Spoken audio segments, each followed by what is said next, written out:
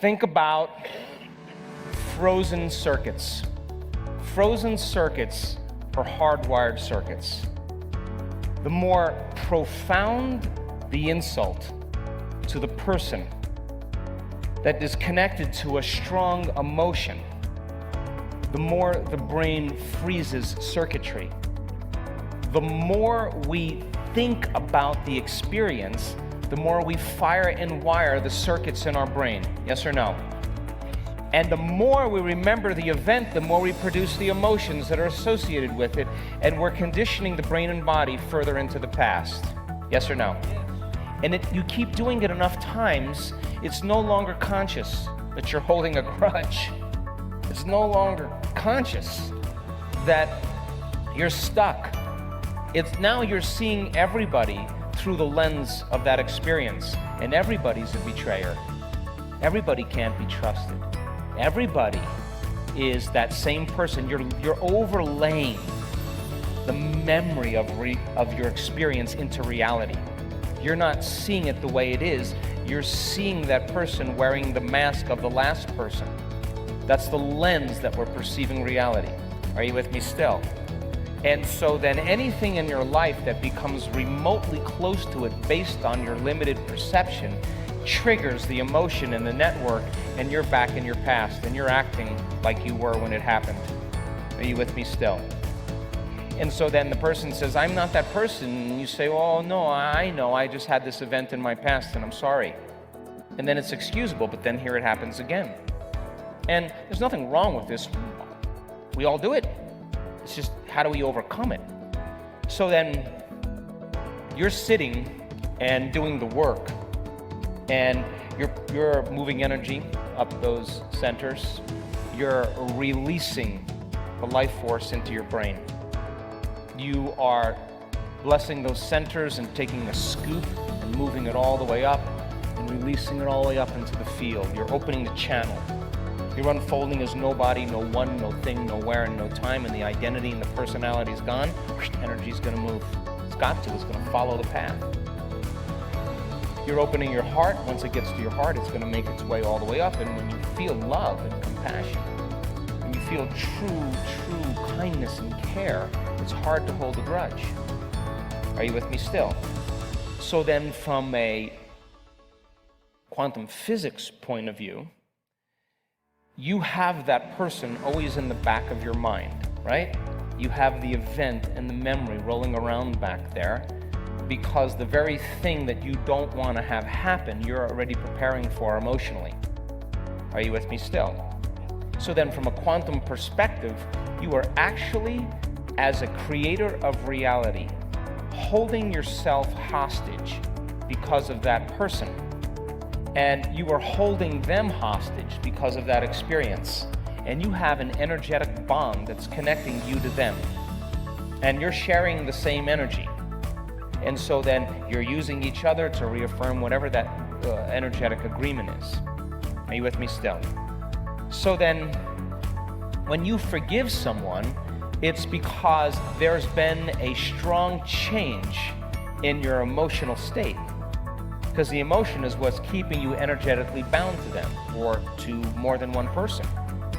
And so then once you start lowering the volume to that emotion and the body starts liberating energy, and you're calling your energy back to you, because the lower the volume of the emotion, the less you're going to pay attention to that person, there comes a moment where there's a snap, there's a release, the energy is broken.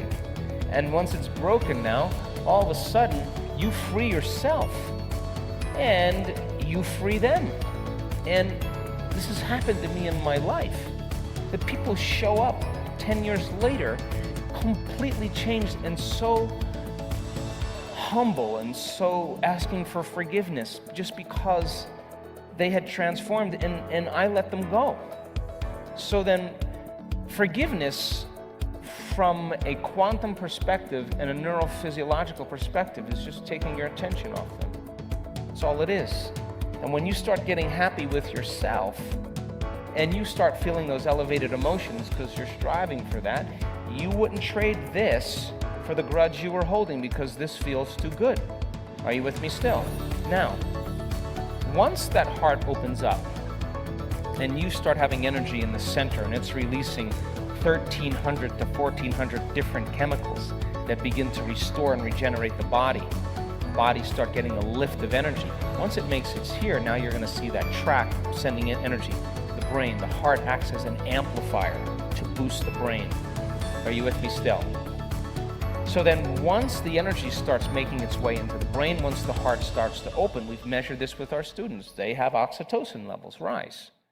Once you start feeling oxytocin, when you feel more love, then you feel the grudge. So then you think, why would I want to give this up for that person? That's called forgiveness. You don't have to try to do it. It just is a side effect of your personal transformation. And oxytocin then, when it's released, rushes right into the amygdala, the survival center of the brain, and the research is outstanding. And the first thing it does is it fits in the same receptor sites as fear, and it lowers the volume to fear and anxiety. It shuts the lights out for aggression and anger and hostility, and it cools the circuits off for suffering and pain, and the only thing you can feel is a love for life. And that's when you're free.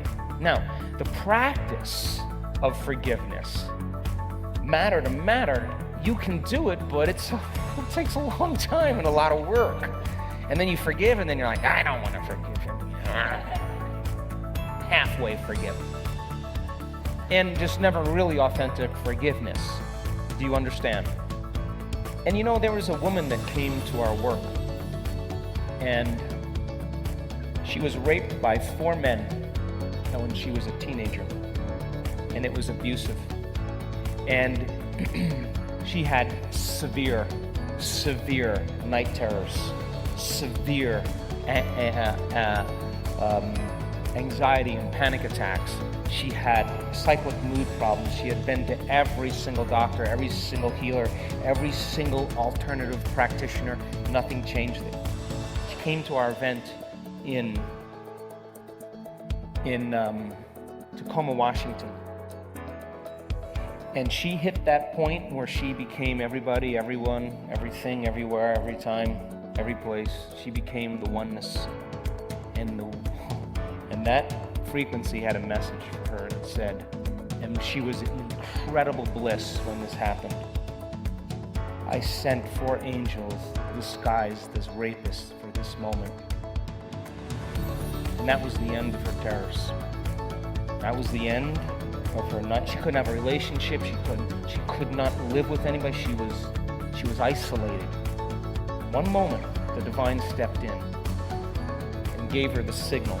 That was carrying a very specific message. And she got the download, not just the thought. She got the energy move right through her body, and she saw the whole thing. And that moment is what she was waiting for. That's what the soul was waiting for. Now she's healed, she's healthy, she's happy, and she's on with a new life.